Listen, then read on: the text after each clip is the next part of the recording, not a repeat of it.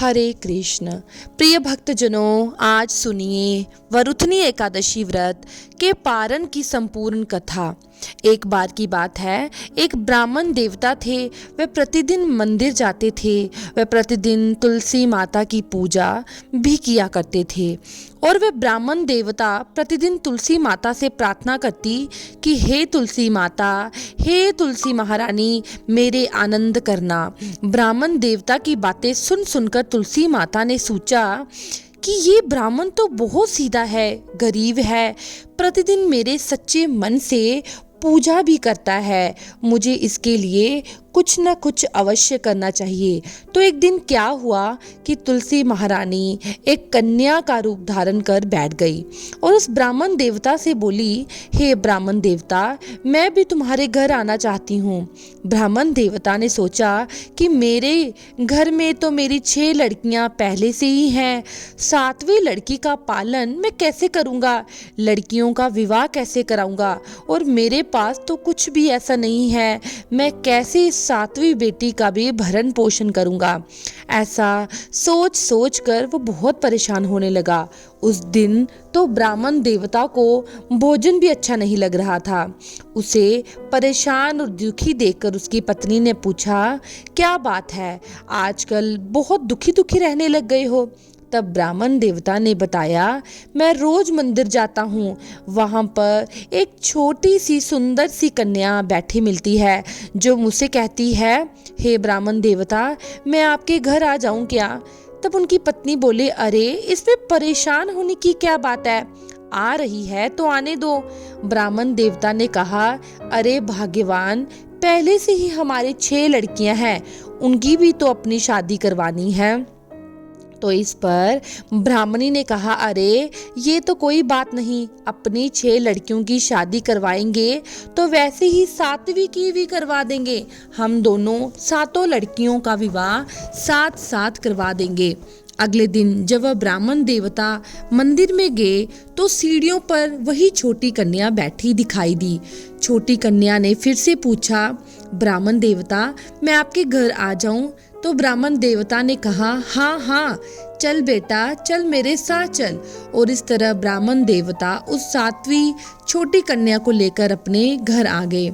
तुलसी माता के कन्या रूप में ब्राह्मण देवता के घर पर पधारने से ब्राह्मण देवता के घर में तो खूब आनंद हो गया। घर में तो धन की वर्षा सी होने लगी। जब ब्राह्मण देवता 7 कन्याओं का विवाह करने के लिए योग्य वर ढूंढने लगे तो उस छोटी कन्या ने कहा कि मेरे तो शालिग्राम जी के मंदिर में जाकर शालिग्राम जी को बोलना कि वो बारात लेकर आए और मेरी 6 बहनों के अपनी इच्छा अनुसार वह ढूंढ लेना। फिर तो तुलसी महारानी की कृपा से ब्राह्मण देवता के यहाँ सब जेवर, भोजन आदि का प्रबंध हो गया और खूब धूमधाम से सभी बेटियों का विवाह हो गया। इस प्रकार हे तुलसी माता, हम सब भी आपसे यही प्रार्थना करते हैं, जैसे आपने उस ब्राह्मण देवता पर कृपा की, वैसे ही अपनी करुणा दृष्टि हम सब पर ही करना। जैसे आनंद ब्राह्मण देवता के घर में किया, वैसे ही हम सब भी करना। सभी प्रेम से बोलिए, तुलसी महारानी की जय। वरुथनी एकादशी के महात्म और कथा का वर्णन करते हुए भगवान श्री कृष्ण धर्मराज युधिष्ठिर से कहते हैं, हे राजन, बैसाख कृष्ण पक्ष की एकादशी वरुथनी एकादशी के नाम से प्रसिद्ध है, जो इस लोक और परलोक में भी सौभाग्य को प्रदान करने वाली है। वरुथनी के व्रत से सदा सौभाग्य, लाभ और पाप की हानि होती है। ये समस्त लोकों को भोग और मोक्ष प्रदान करने वाली है। वरुथनी के ही व्रत से राजा मानदत्ता और धुंधुमार आदि अनेक राजा स्वर्गलोक को प्राप्त हुए, जो 10-10 हजार वर्षों से तपस्या कर रहे थे। उसके समान ही फल वरुथनी व्रत से भी मनुष्य प्राप्त कर लेता है। घोड़े के दान से हाथी का दान, उससे बड़ा भूमि दान से भी अधिक महत्व तिल दान का, और तिल दान से भी बढ़कर स्वर्ण दान, और स्वर्ण से भी बढ़कर अन्नदान होता है। विद्वानों ने कन्यादान को भी अन्नदान के समान बताया है। कन्यादान के समान ही धेनु का दान है। इन सब दानों से बड़ा विद्या का दान है। मनुष्य वरुथनी एकादशी का व्रत करके इसी विद्या दान का भी फल सहज ही प्राप्त कर लेता है। प्राचीन कथा के अनुसार नर्मदा नदी के किनारे मानधत्ता नाम के एक राजा रहा करते थे। राजा का धर्म निभाने के साथ ही वह जप तप बहुत करते थे, अपनी प्रजा के प्रति दया भाव रखते थे। एक बार तपस्या में लीन थे कि भालू ने उनका पैर चबा लिया और राजा को खींचकर जंगल में ले गया। तब राजा ने भगवान विष्णु से प्रार्थना की। अपने भक्त की पुकार सुनकर भगवान विष्णु तुरंत प्रकट हो गए और अपने चक्र से भालू का वध कर डाला। लेकिन राजा का पैर भालू ने नोच कर खा लिया था। इस बात का राजा को बहुत दुख था। राजा को दुखी देखकर भगवान ने कहा, राजन, भालू ने जो तुम्हारा पैर चबाया है वह तुम्हारे पुराने जन्म का पाप है, जिसकी सजा तुम्हें इसी जन्म में भुगतनी पड़ रही है। राजा ने इससे मुक्ति पाने का उपाय पूछा तो भगवान ने कहा, राजन, तुम मेरी भारावतार मूर्ति की पूजा वरुथनी एकादशी का व्रत धारण करके करो। इससे तुम्हारे समस्त पाप कटेंगे और व्रत के प्रभाव से तुम्हारे दोबारा अंग जो है वो स्वस्थ हो जाएंगे। इसके बाद वैशाख मास आने पर राजा ने सच्चे मन और नियम के साथ वरुथनी एकादशी का व्रत किया। उनके पैर फिर से सही से हो गए और अंत में राजा को मोक्ष की प्राप्ति हुई। सतयुग की बात है, महाराजा अमरीश थे और वे इतने बलवान थे कि बिना सोए एक पैर पर खड़े होकर बिना जल ग्रहण किए, बिना सांस लिए 1 वर्ष तक उपवास कर सकते थे। कलयुग में ना तो हम बलवान हैं ना ही उन्नत, लेकिन हाँ, हम सौभाग्यशाली हैं कि हमें इतनी कठोर तपस्या करने की आवश्यकता नहीं पड़ती। कलयुग में भगवान ने हमें बहुत ही कम भक्ति में लेकिन सच्ची भक्ति से भी भगवान प्रसन्न हो जाने का आशीर्वाद जो दे रखा है। श्री चैतन्य महाप्रभु ने समझाया है कि एकादशी के दिन यदि भूख लगे तो फल, रस या दूध ले सकते हैं, लेकिन लगातार कुछ भी नहीं लेना चाहिए। भरपेट खाने या पीने की इच्छा से यदि एकादशी के दिन किसी भी चीज का सेवन किया जाता है, भले ही वह व्रत से संबंधित क्यों ना हो, उससे भी हमारा व्रत खंडित हो जाता है। यहाँ तक कि भरपूर नींद का भी त्याग करना चाहिए। नींद बस इतनी लेनी चाहिए कि हमारा आलस दूर हो सके और हमारे शरीर की थकान दूर हो सके। दिन रात जागते हुए हमें एकादशी का दिन श्री हरि का स्मरण, श्री कृष्ण का स्मरण और जप करते हुए बिताना चाहिए, जैसा कि अमरीश महाराज ने किया था। वे संपूर्ण विश्व के सम्राट थे, गृहस्थ थे, भौतिक मोहमाया में भली भांति लीन भी थे। मुनि दुर्वासा एक ब्राह्मण और सिद्ध योगी थे। वे अपने क्रोध के लिए जाने जाते थे। किसी को भी क्रोध आने पर मृत्यु का श्राप दे सकते थे और किसी मृत व्यक्ति को पुनर्जीवित कर सकते थे। वे एक ब्रह्म ऋषि, महान शक्तियों से पूर्ण ब्रह्मवादी थे। एक दिन उन्होंने सोचा कि मैं ब्राह्मण परिवार में जन्मा हूँ और शिव जी के वंश का हूँ। मैं तो शंकर जी का ही अवतार हूँ, जो अन्न और अनुसुईया के पुत्र हैं, जो परम विद्वान उत्तम भक्त वैष्णव है। मेरे माता पिता ने देवी सीता को अनेक उपदेश दिए थे, स्वयं लक्ष्मी जी को अनेक उपदेश दिए थे। जब वे और श्री राम मेरे माता पिता की कुटिया में आए थे और मैं तो इस संसार का सबसे महान और शक्तिशाली पुरुष हूँ, पल भर में कुछ भी कर सकता हूँ। इधर मथुरा के मधुबन स्थित अपने महल में अमरीश महाराज ने महाद्वादशी का पालन किया, जिसमें ना तो उन्होंने जल लिया ना ही वे सोए। दिन रात जप तप स्मरण, देवताओं की सेवा और प्रार्थना में भक्ति को स्वयं में लीन रखा। अगले दिन श्री कृष्ण की पूजा के बाद जब अपना उपवास खोलने वाले थे, तभी दुर्वासा मुनि उनके महल आ पहुंचे। दुर्वासा मुनि एक देवता के समान बड़े सिद्ध और ब्रह्मवादी थे, लेकिन उन्होंने एकादशी का पालन नहीं किया था। कहा जाता है कि वे एकादशी व्रत नहीं रखते थे। अम्बरीश महाराज ने उनसे महाद्वादशी पारण लेकर एकादशी व्रत खोलने का अनुरोध किया ताकि उसके बाद वे भी स्वयं प्रसाद ग्रहण कर सकें। दुर्वासा मुनि ने उत्तर दिया, हाँ, लेकिन मैं पहले पास में ही स्थित यमुना जी में स्नान करूंगा और मुझे स्नान करने में ज़्यादा अधिक समय नहीं लगेगा। उन्होंने स्नान में करने में इतनी देर कर दी, जानबूझकर उन्होंने इतनी देर लगाई कि एकादशी का व्रत पारण मुहूर्त शुभ मुहूर्त समाप्त होने में अब कुछ ही क्षण शेष रह गए थे। इधर अम्बरीश महाराज व्याकुल हो गए। एक तो एकादशी पारण मुहूर्त बीता जा रहा था और दूसरा बिना दुर्वासा मुनि को प्रसाद दिए वो कैसे भोजन कर सकते थे और कैसे भोजन ग्रहण कर लें। उन्होंने सोचा कि एक बार ब्राह्मण ऋषि, एक सिद्ध महायोगी मेरे द्वार पर आए हैं, वो कोई साधारण व्यक्ति नहीं है। मुझे स्वयं महाप्रसाद ग्रहण करने में पहले उन्हें महाप्रसाद अर्पित करके उनका सम्मान करना चाहिए, नहीं तो मैं भारतीय संस्कृति की उपेक्षा करूंगा और संभत नरक में जाऊंगा। दूसरी ओर मुझे अपना एकादशी व्रत भी रखना चाहिए, जो संसारिक कर्म नहीं है, ये दिव्य है, और अगर मैं उचित समय पर शुभ मुहूर्त में महाप्रसाद ग्रहण ना करके इसका पालन ना करूं तो मेरी भक्ति नष्ट हो सकती है। अब तक किए गए सारे पुण्य कर्म नष्ट हो सकते हैं। क्या करूं? क्या मुझे इन ब्राह्मण का सम्मान करना चाहिए या फिर अपनी भक्ति का बहुत देर तक गहन विचार विमर्श करने के बाद उन्होंने भक्ति को ही सम्मान देने का निर्णय लिया। सोचने लगे, मैं किसी भी प्रकार से भक्ति के विरुद्ध कोई कार्य नहीं कर सकता, चाहे मुझे कुछ भी भौतिक समृद्धि खोनी पड़े, चाहे इसके लिए मुझे नरक में ही क्यों ना जाना पड़े।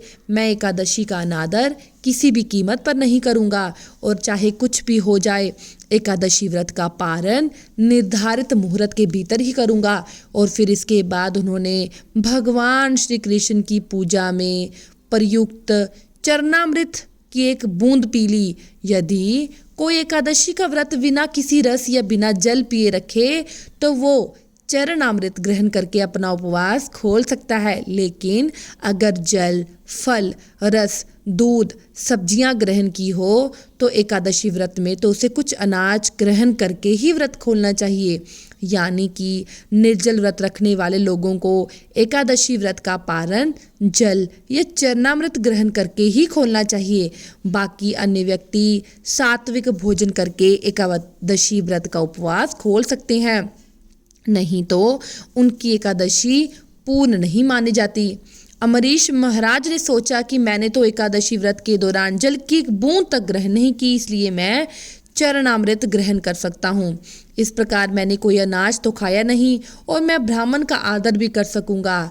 चरणामृत के एक बूंद ग्रहण करने के बाद ही तुरंत दुर्वासा मुनि स्नान करके वापस लौट आए।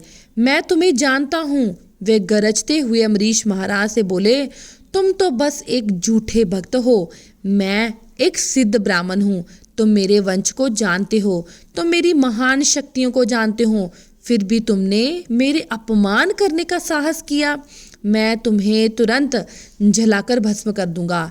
ऐसा कहकर उन्होंने अपने बालों की एक शिख निकाली और उसे जमीन पर पटका और उसे जलती हुई अग्नि में बदलने का आदेश दिया। अब वह अग्नि राक्षस महाराज अम्बरीश की ओर दौड़ा और उन्हें जलाकर भस्म करने का प्रयास करने लगा।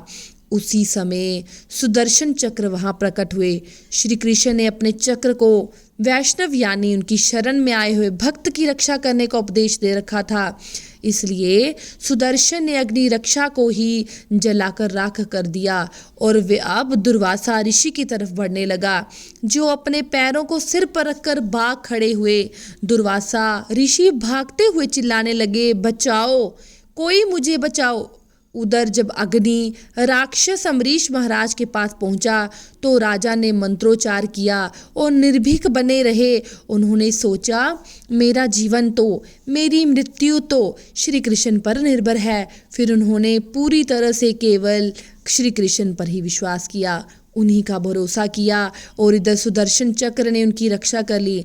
लेकिन दुर्वासा मुनि, जो एक शक्तिशाली ब्राह्मण और सिद्ध योगी थे, मृत्यु से भयभीत होकर भाग गए। उन्होंने पहले अपने पिता भगवान शिव की शरण लेने का प्रयास किया, लेकिन उन्हें अपने पास आते देखकर भगवान शिव जी ने उन्हें दूर से ही रोका। यहाँ मत आओ, यहाँ से चले जाओ। मैं जानता हूँ तुम क्यों भाग रहे हो।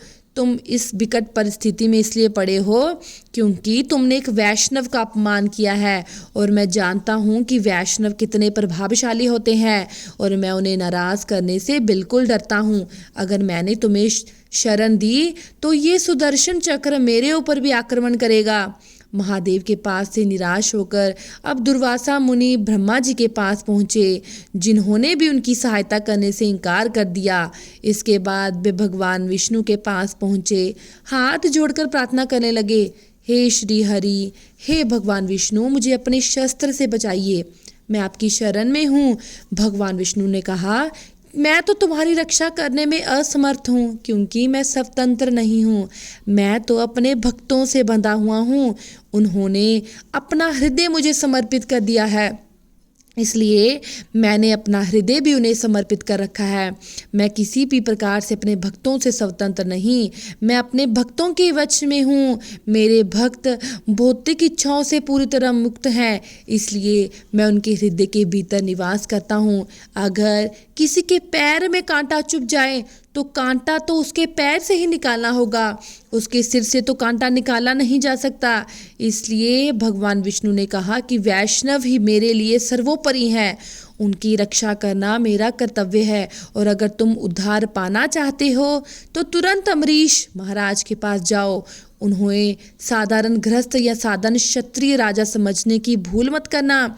यह मत सोचना, अरे वो तो कुछ भी नहीं, वो मेरे हृदय हैं। तुम जाकर उन्हें प्रणाम करो। संसारिक लोग अक्सर सोचते हैं कि वो कितना ज्ञानी, धनी और शक्तिशाली है, और ये पखंडी वैष्णव तो निकम्मे हैं, केवल हरे कृष्ण का जाप करते हैं, कोई सार्थक कार्य नहीं करते। ऐसा कभी मत करना, बल्कि सच्चे और निष्ठावान वैष्णव बनो, तभी श्री कृष्ण आपकी रक्षा करेंगे और अपना आशीर्वाद प्रदान करेंगे। भगवान के आदेश पर इधर दुर्वासा ऋषि तुरंत महाराज अम्बरीश के पास उनके महल लौटे और उनसे विनती की, कृपया मुझे सुदर्शन चक्र से बचाइए, मैं इसकी गर्मी से चल रहा हूँ। तब महाराज अम्बरीश ने प्रार्थना की, हे प्रभु, यदि मैंने कभी भी श्री कृष्ण की भक्ति सेवा की, सच्चे मन से उनकी पूजा की, तो कृपया इस ब्राह्मण की रक्षा करिए। महाराज अम्बरीश के श्री कृष्ण से ऐसी प्रार्थना करते ही, ये शब्द कहते ही सुदर्शन चक्र एकदम ठंडा हो गया, वह भगवान विष्णु में समा गए। 1 वर्ष पहले जब दुर्वासा ऋषि भगवान के शस्त्र से अर्थात सुदर्शन चक्र के डर से भागना शुरू हुए थे, तभी से अम्बरीश महाराज ने कुछ नहीं खाया था। वास्तव में वे उस समय अपना एकादशी व्रत पारण करने जा रहे थे, तब ये घटना घटित हो गई, और तब से दुर्वासा मुनि लगातार भाग रहे थे। वे वचन देने के बावजूद भी महल में नहीं आए थे, इसलिए तब से लेकर आज तक यानी 1 साल तक अम्बरीश महाराज ने कुछ नहीं खाया। जब दुर्वासा मुनि महाराज उनके समक्ष आए तो राजा ने बड़ी ही विनम्रता से उनसे क्षमा मांगी, हाथ जोड़कर कहने लगे, मुनिवर, मैं तो कुछ भी नहीं हूँ, मैं भक्त हूँ, बल्कि मैंने तो अपना व्रत खोलकर आपका अनादर और अपमान किया। दुर्वासा मुनि ये सुनकर अम्बरीश महाराज के चरण कमलों में गिर पड़े, जिससे महाराज ने तुरंत उन्हें उठाकर उनका आलिंगन कर लिया। अम्बरीश महाराज ने उनसे दया करने और महाप्रसाद ग्रहण करने का अनुरोध किया। तब दुर्वासा मुनि ने अपने नए एहसास को व्यक्त करते हुए कहा कि भक्त स्वयं श्री कृष्ण से भी अधिक शक्तिशाली हैं। श्री कृष्ण ने तो वास्तव में अपनी सारी शक्ति वैष्णवों को दे रखी है। और फिर दुर्वासा मुनि ने सहज महाप्रसाद ग्रहण किया, जिसके बाद अम्बरीश महाराज ने पूरे 1 वर्ष बाद अपने पूरे परिवार सहित प्रसाद ग्रहण किया। इसलिए विनम्र बने रहिए, श्री कृष्ण और एकादशी की भक्ति में दृढ़ विश्वास रखिए। हम एकादशी का पालन करने के लिए अपना मन, प्राण, आत्मा समर्पित कर सकती हैं। इसलिए एकादशी हमारी रक्षा करेंगी, क्योंकि वह प्रेम और भक्ति की भी जननी है। सभी प्रेम से बोलिए, एकादशी माता की जय। अगर आपको मेरी वीडियो पसंद आई है तो मेरे चैनल को लाइक, शेयर और सब्सक्राइब करना ना भूलें और कमेंट सेक्शन में जय तुलसी माता जरूर लिखें।